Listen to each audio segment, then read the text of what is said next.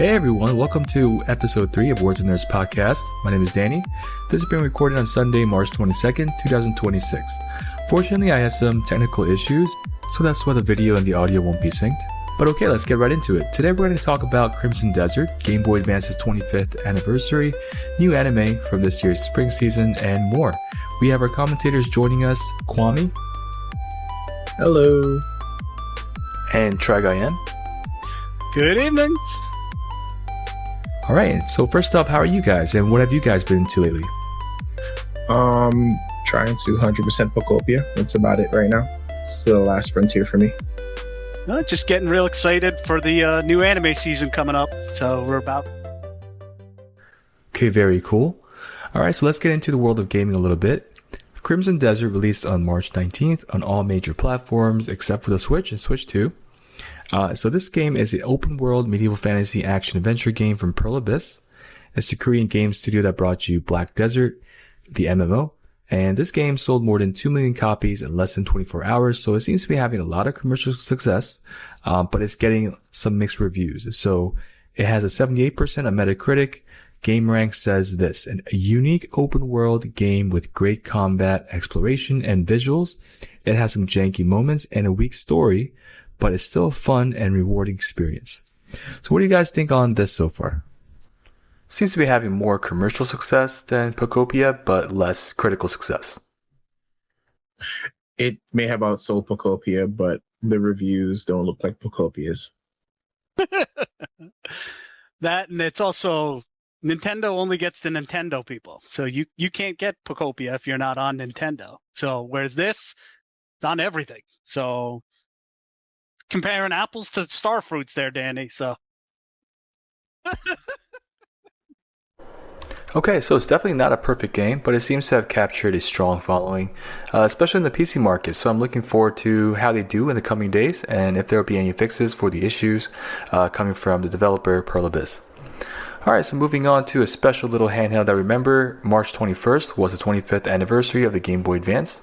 This was actually a handheld console that technically had a short lifespan. It was the main handheld console for Nintendo from 2001 to 2004, with the clamshell design releasing in 2003. So the Nintendo DS came out in late 2004, but the GBA and the DS, they coexisted for a while until 2008.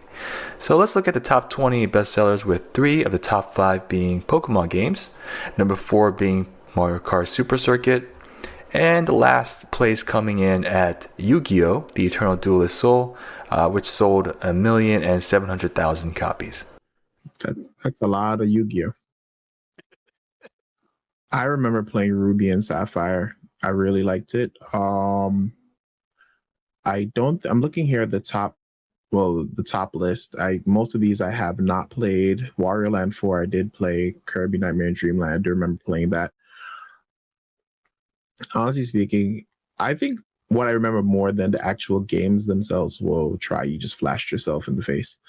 What I remember more than the games was the silly accessories you had to have on the console to play it, like the little bendy light or the magnifier or the speakers. It just made your console like a little utility device. I thought that was always funny. Because I noticed in the picture that you had up, there was a little bendy light at the top, and I remember that. Those were the days when it wasn't backlit. Oh, so you mean like a nightlight accessory? Because the screen wasn't backlit, so you had to illuminate it, but it ate battery life. So for me, I had the original Game Boy, which was a nightmare. So I went from that to the Game Boy Color, and then from the Game Boy Color to the Advance. I think I skipped the SP and went to the DS, like the really wide DS, and then the DS Lite, and then the 3DS. So I don't think I had the SP. I had the GBA SP, the clamshell design, and I got Leaf Green and Kingdom Hearts Chain of Memories for it. It was at the tail end of the console's life, but I had great memories playing on it. That was a great little Nintendo handheld. Alright, so Minecraft Dungeons 2 is our next game-related discussion. It was announced for all major platforms except for the PS4, so PS5, Xbox Series, Switch 1 and 2, and PC. Are you guys interested in this one? Does it do anything for you? No. This does absolutely nothing for me, but I feel like it's going to be a smash hit among the youth. This is a tween target. offer it. Like most of my younger cousins, it's either Minecraft or Roblox. And I've been dragged to watch the Minecraft movie with them. So definitely they're going to have really good sales because kids are super into it, mostly because of the multiplayer functionality. So they'll get with their friends and make a little world together and stuff. So it's definitely going to do numbers for children. But for the adults, I don't see it being moving the needle that much. Well, that being said, Kwame, I would say, what are you going to put the under-over on for when people start trying to speed run it? Is it going to be like a month in, or how long? Because it's like that's the big thing that I remember with Minecraft, with people speed running the levels at the end. So the speed running community is probably already gearing up, probably speed running the original one now. So I don't know. I'd say maybe 3 weeks. I'm going under a month because they're going to hit the ground running day one. They're probably going to call out from work. It's an event for them. For me, it became more of just building, and like it literally just became a building game for me. Like, what cool stuff can I build? And like once I got my furnace and I got everything going, what kind of crazy stuff could I put together? And it was less about playing and doing that kind of stuff for me. Just my personal gameplay on Minecraft. So it'll be interesting to see, trying to figure out how to win it. I mean, that was the thing for me. It never became about completing or winning it. It became more about just going in that world and building. I am definitely doing the exact same thing in Pokopia right now. I just spent maybe like about 45 minutes strip mining an island for resources. I came back with a bunch of iron ore, gold, and obsidian, basically. So now I'm smelting. Now, would you guys say that Minecraft and Roblox are in direct competition with each other? How do you guys feel about that? I feel as though Roblox and Minecraft coexist in the same space. However, there's definitely preferences, but I think it revolves around your friend circle. If you have friends who play Roblox, you're more inclined to play Roblox because you can play with them. If you have friends that play Minecraft, same is true. You're more inclined to play whatever they're playing. So I feel like it's definitely a community-based thing. Like, who do you play with and what are they playing? Yeah, and I think to your point, Danny, I think it split the market. I think it was very much Minecraft driven, and then Roblox definitely put a dent in that.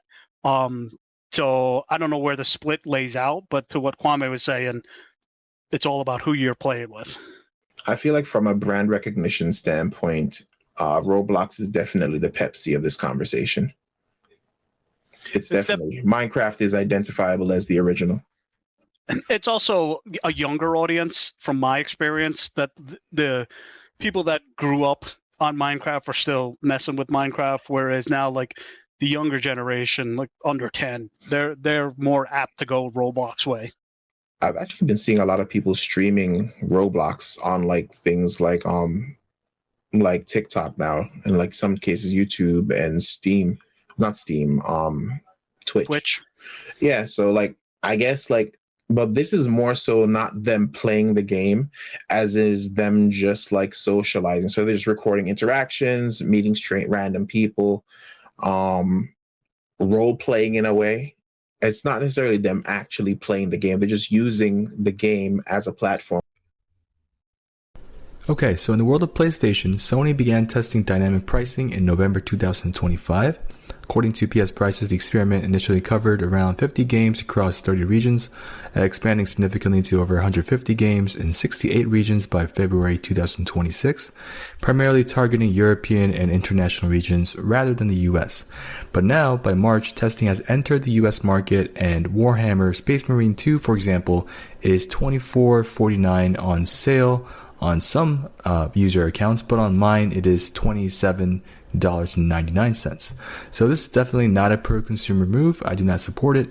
I sincerely hope that Sony listens to the outrage from his fan base and backtracks against this strategy. Based on early reports that I'm seeing, Sony's dynamic pricing system is rewarding players who frequently purchase games and content, while on the flip side providing less of a sales incentive for consumers who spend money less frequently.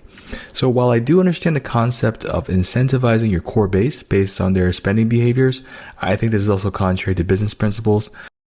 They want to expand their business and persuade more people to spend more money. So we'll see what happens with this in the future. Okay, so moving on. There was a Digimon Con 2026, and there were several announcements released from that convention. Digimon Storytime Stranger getting major DLC in 2027.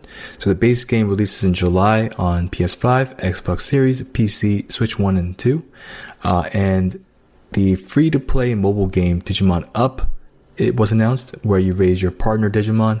Kwame, have you been paying attention to any of these stories? I just feel like it's just a money grab for the mobile game. Microtransactions are extremely lucrative, and a lot of places are just looking to capitalize. I mean, there are good Digimon games. I just feel like this is going to be more of just, hey, maybe it's an introduction for a newer generation to like kind of get into it.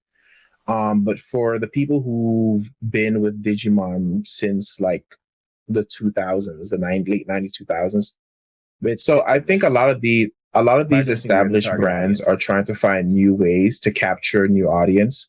So kind of like when Pokemon did that soft reset with Let's Go Pikachu and Eevee, which was like a watered down hand holding version of the game to get newer players in. My cousin, I bought her that game, and that was her first foray into Pokemon. She's played everyone since, but there needs to be like definitely a jumping off point that's a bit easier and less restrictive with an easier learning curve. So starting with the original 150 with Let's Go was a really good way for them to get into that. Because if you look at Pokemon, it's like 1,000 and something Pokemon now. It's very intimidating. All these type advantages. Then you got dual types. So having this as a jumping off point, someone who just has a kid who has a tablet, they could just play this on their tablet, make a little bit of money while they're at it. Why not?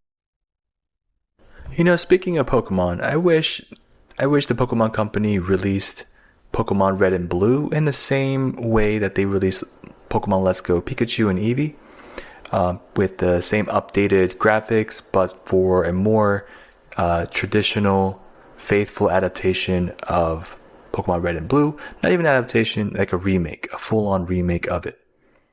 They were restricted with what they could do, so they had to make it basically a spot-on one-to-one, because there is a scene in the game that would alter the rating of the game, and if they made changes, they'd have to submit it to be re-reviewed. So they had to drop it one-to-one of the original to avoid that, and that's why it looks like that. Basically, when they did the remaster, they would have to submit the game again for a new rating, and the rating would have been higher because of the new policy on gambling. So there's a mini game in the game that allows you to gamble, and because of that, the rating would go from an E to probably a 13 plus. And that would be a big chunk of the people who they want to play the game that couldn't get it, or if they had parents who actually follow the ratings, wouldn't allow them to play it. So for that reason, they couldn't make the changes to update it because if they just re-release it as is, they don't have to resubmit it for review. They can just use the original rating. So that was the reason. That was the reason why. No pachinko for those kids. No pachinko for those kids. No pachinko yet. They're gonna wait till 13 like the rest of us. Okay, so we've come to one of our last major stories. There is a major anime season that's coming up for spring 2026. Try and Kwame will share the top picks. Try, please take it away. Okay, so if you're looking at the video that Danny's showing, that is a baseball show anime that's coming up for this year, and it's actually a second season. I personally did not see the first season. What's the name on that one, Danny? Do you have it up? It's Ace of Diamonds, I think. Yeah, Ace of Diamonds. Okay, yeah. So I need to catch up on season 1. I'm a sucker for the baseball ones. There's a lot of the sports animes that I don't particularly care for. I'm not a big fan of the soccer and volleyball, not so much. But I do enjoy the baseball ones. So looking forward to it. We'll see what it has. I'll give it a try. The sports animes some of them are so weird. Like, how are you breaking the sound barrier while playing basketball? Like, what's happening? So I know Blue Lock got a bad rap for this second season. I didn't see the first season, so I really don't know. But I've seen people rave about Hayaku, the volleyball one. So I'm guessing there's definitely a market for it. But the sports anime have never been my thing. Well, for me personally, I'm looking at the list, and there's a lot of these that I'm really looking forward to. That's one of the reasons why I'm so hyped, because so many of these are coming back. Like Classroom of the Elite season 4 is coming out, and Ayana Koji is going to be really going off this season. He was, in my opinion, season 3 he was a little tame. There was a lot of development and setup going on there, but supposedly stuff's going to go down in season 4. It's going to get a lot more serious. That one's the first one. That one comes out on Wednesday, April 1st, is right out of the gate. Beginning after the end, season 2, I know that they're spending a lot of attention on it because they got a lot of backlash from season 1 because the animation was very one-dimensional, very, very poor. They took a lot of heat for that. So they really took that to heart from what I've seen in the trailers. And season 2 looks like it's going to be a lot better from an art standpoint. Story-wise, I had no issue with season 1. I enjoyed it. I enjoyed the story development. But we'll see where it goes. Reborn as a vending machine.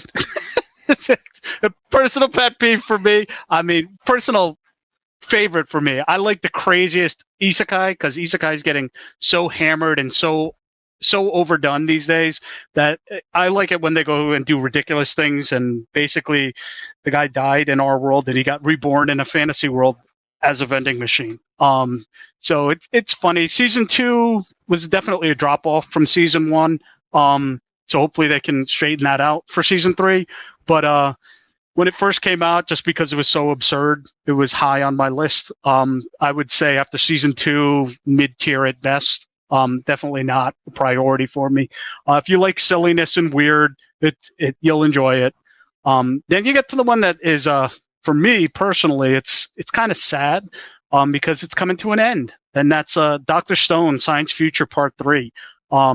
This show, I remember when it first came out, and it was crazy because it's literally was teaching kids how to like build bombs and stuff, and it was like the science was like right on target, and like if you followed the instructions of the show, you could actually make things. And they cut back on that a lot as the show went on, and the stories gotten advanced, and they introduced a lot of characters over the years, and it just I'm really looking forward to seeing how they wrap it up. Where they go with this one. There was a lot of setup in the last season. Last season was pretty good. It was a lot of action. And then this one is wrapping it all up. So we'll see where it goes.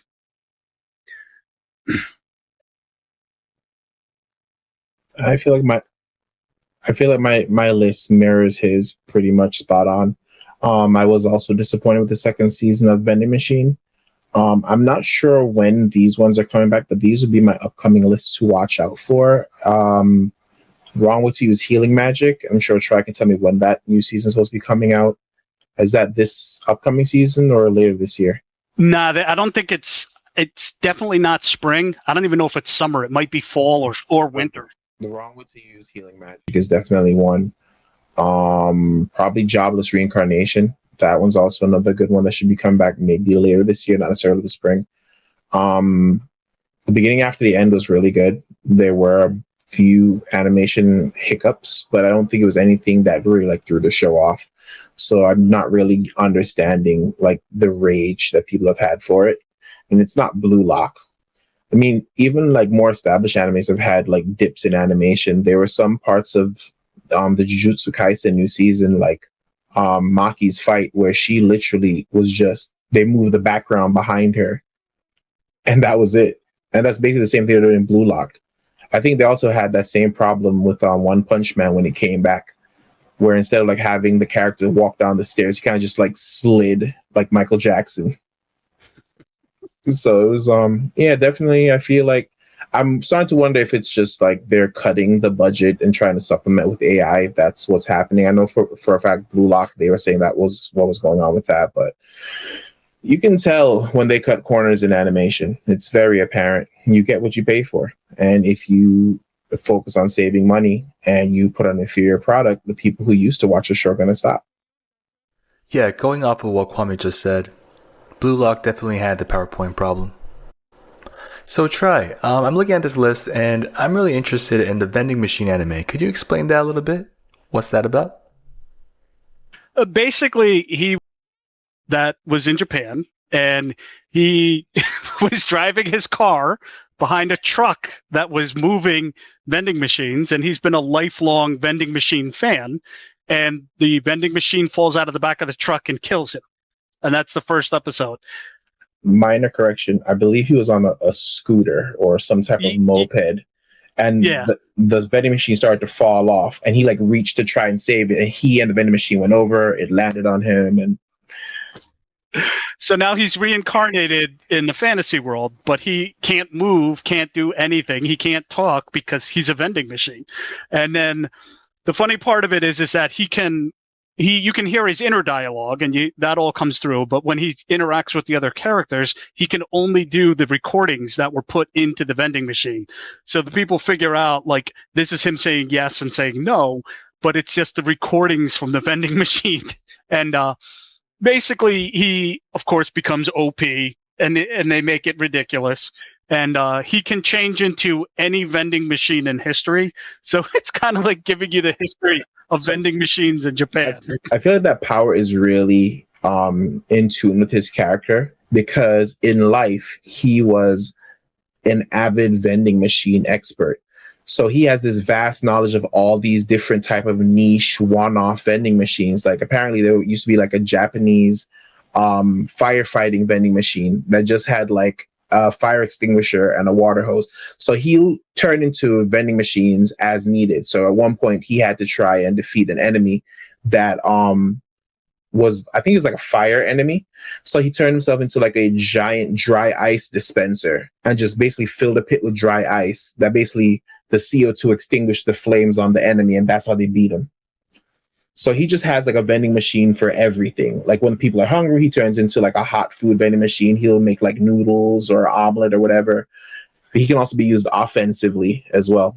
When he needs to get away, and the main character with him, the female main character, she's got strength as her superpower. So she can pick him up and move him wherever she needs to. But sometimes she's not there. So he'll turn into a helium balloon vending machine and make 1 million balloons so that he can get up and move. And just fly away with it. Yeah, it's very interesting. But I feel like there was definitely a drop in the writing quality for season 2. I think I still haven't finished season 2.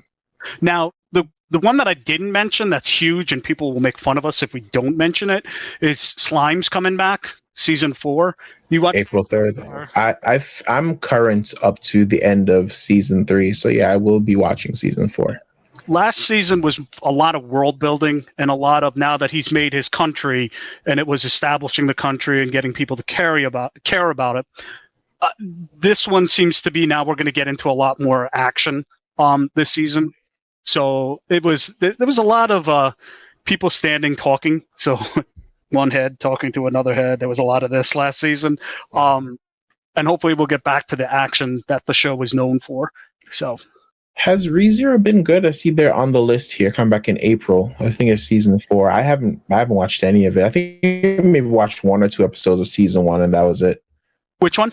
ReZero. Oh yeah. That one's back. Yep. I did not watch season 3 yet. It's on my list. But I mean, you can't go wrong. I mean, everybody always loves it. So why is Rent a Girlfriend in this list? Because it's returning. Other than that, it's just the fact that this show has gotten 5 seasons is mind-boggling.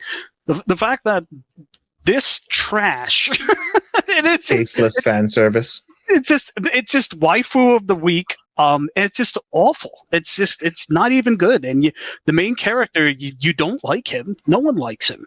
So why is it here? Would you say that this was better, worse, or on par with My Dress Up Darling? I like My Dress Up Darling much better.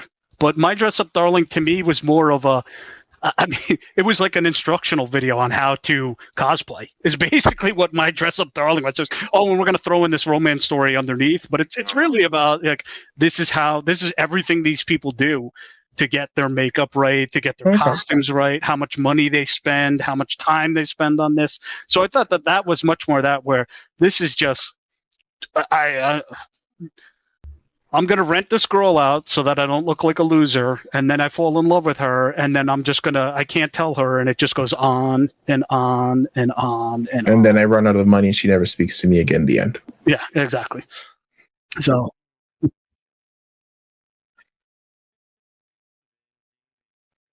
Absolutely not. Very, very much so.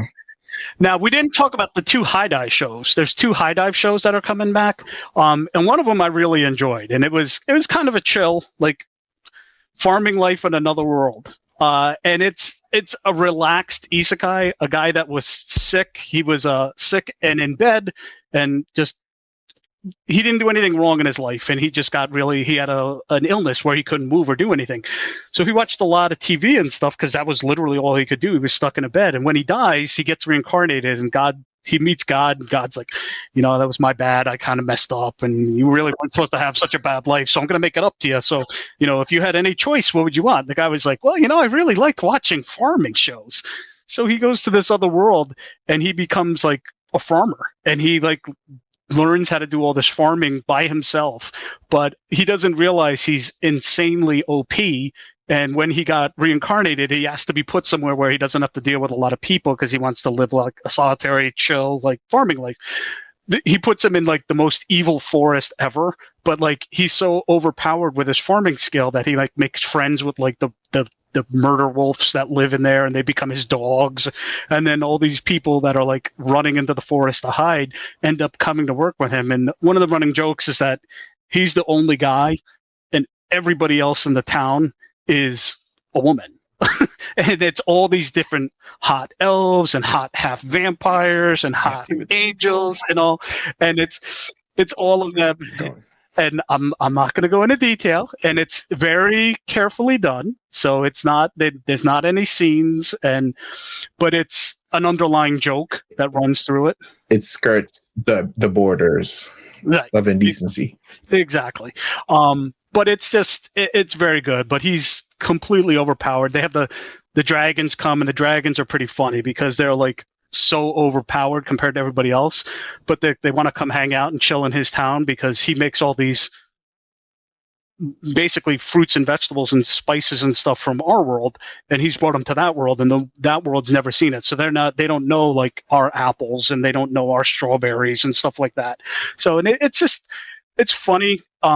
It wasn't very serious, but season 2's coming back. It was really good. It wasn't a high dive show that you have to be worried about, which is definitely not for the kids.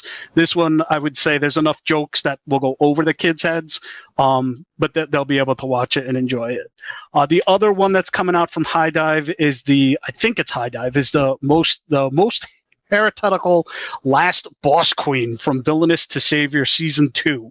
And it's another one of those born into the game, and you're supposed to be the bad guy, but you're going to be the good guy, and it's a girl. And this was out, I think, a year or two ago with Season 1, and it was typical fantasy isekai born into another world. It wasn't bad, wasn't great. I would have put it in a solid 6 range.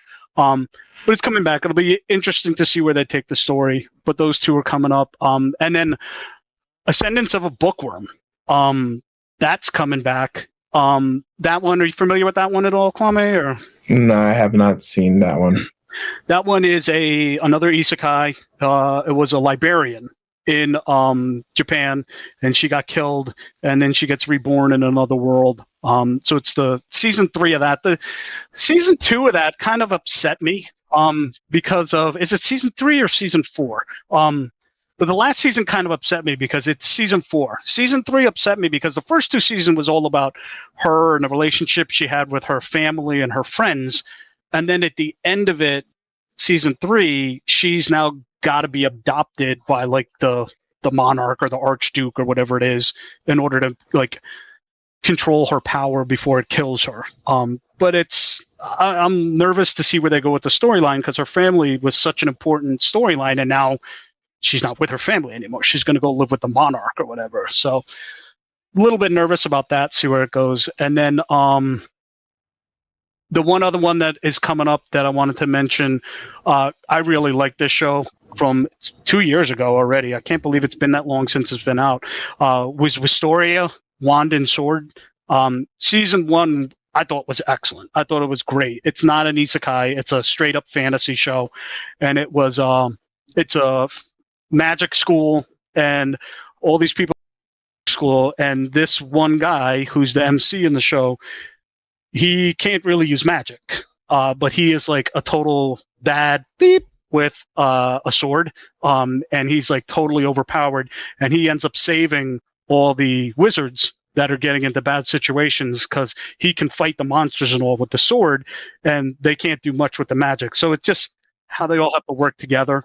And it was really good. Season 2 is going to come out, and I'm definitely going to be looking forward to it. But that one's very late. That one's Sunday, April 12th, and I think that's like one of the last ones to come out. So, what would you say was the first isekai that you remember that you saw?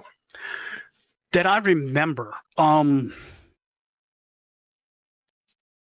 don't know, because I had a gap. I took a big gap from anime, from the 80s. Yes, I'm old. Into the 2000s, so I have a huge gap there. But I mean, most recently, the one that really got me engaged, I remember Sword Art Online. That was pretty big. And then the first season of Jobless Reincarnation. That was pretty big, controversial. Granted that it wasn't really like isekai wasn't a term really or designation back then. Would you classify Inuyasha as an isekai? I mean, by definition, yeah, I would, because it's another world. It's not necessarily fantasy world, though. It's just born into another world from somewhere else. So, yeah. But yeah, I think that would have been my first. Did you watch Blue Box on Netflix, which was another sports one? Mm-mm. No, Blue Box. It's the one with the two high schoolers. It's she's a all Japan level high school basketball player, and she's a year older than the main character, and he is a up and coming badminton player. It's a story between the two of them, and then they have another friend that's like his childhood friend. That storyline, and she is a rhythmic gymnast. So it's just more of the interpersonal interactions between all of them and their friends group, and then just like the influence that the sports have on their lives, and how like the girl that's a basketball player, she actually has to live with the MC and his family because her family got a job overseas and they had to leave, but they knew she's a junior and she's like top in Japan, so they want her to have that opportunity to get scholarships and stuff. So she had to figure out how she was going to stay, but then that's like the relationship between the two of them building. So The first sports anime I think I've ever seen, I had a friend who used to hang out with me a lot back in the day, and he used to watch this anime called iShield 21, which is basically about an American football player who wore number 21. So he was basically the quarterback, and they called him Ice Shield because he had like the glass visor in his football helmet.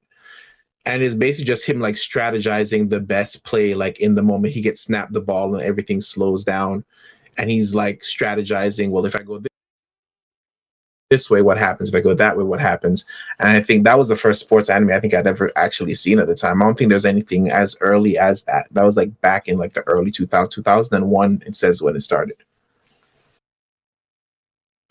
yeah. And since Andrew's not here, we can say that his favorite sports anime was JoJo's Bizarre Adventure. Not for kids. Wow. Not for kids. That is an interesting sports anime. Is that true? No, that is absolutely not true. It is absolutely not a sports show, and it is absolutely not a show for kids. I think Kwame mentioned Haiku earlier. I just want to point out that Haiku is a very underappreciated sports anime. It's about a high schooler who dreams of becoming the top volleyball ace as a striker, despite his short height. It's a very fun, wholesome, and warm-hearted anime that I think a lot of people, especially younger viewers, can enjoy. Sports anime like this one share a lot in common with shonen, actually, in that they continuously face an uphill battle with progressively stronger challenges. So it sets it up in a more realistic environment of sports. Oh, absolutely. I think it's like one of the main tropes of anime in general. Like you go through bigger and bigger obstacles that give you more opportunity to develop yourself and to grow as a character. So it makes sense that you would do that. I think it's just more noticeable in sports anime because you just fight tougher and tougher opponents, harder and harder teams. Like But they have to do it that way. They have to structure that way because if you go too far too fast, it's a wrap. Can you imagine if Madara was the main antagonist in like the original Naruto when he was like 8 years old? He wiped the whole village out. It'd be one episode. So you got to work your way up to it. And there's a new anime coming up from the Fullmetal Alchemist creator named Hiromu Arakawa. The anime is called Demons of the Shadow Realm. What's that about? Can you guys explain that? It's coming up this season. It looks really good. It's two brothers, twin brothers, were born, and it's in a fantasy world. And like you said, it's from the creators of Full Metal Alchemist. So I know Kwame's looking forward to a Show Tucker reference, but his absolute favorite. Please So. no. Please no. But it looks really good. If you look at the trailer, super violent. I would say not for kids. But it's as the name would imply, it's lots of demons and mythical, and looks great to me. So I'll be checking it out. Alrighty then. That concludes episode 3. Your support means a lot to us. Please like and subscribe to this video if you enjoyed it. You can also find us on all major podcast audio platforms, including Spotify and Apple Podcasts, so check us out on those channels as well. And we all have accounts on all major socials, so you can find us there as well. And we'll see you next time with more discussions on nerd content. Until then, this has been Words of Nerds. Goodbye for now. Peace. Bye-bye.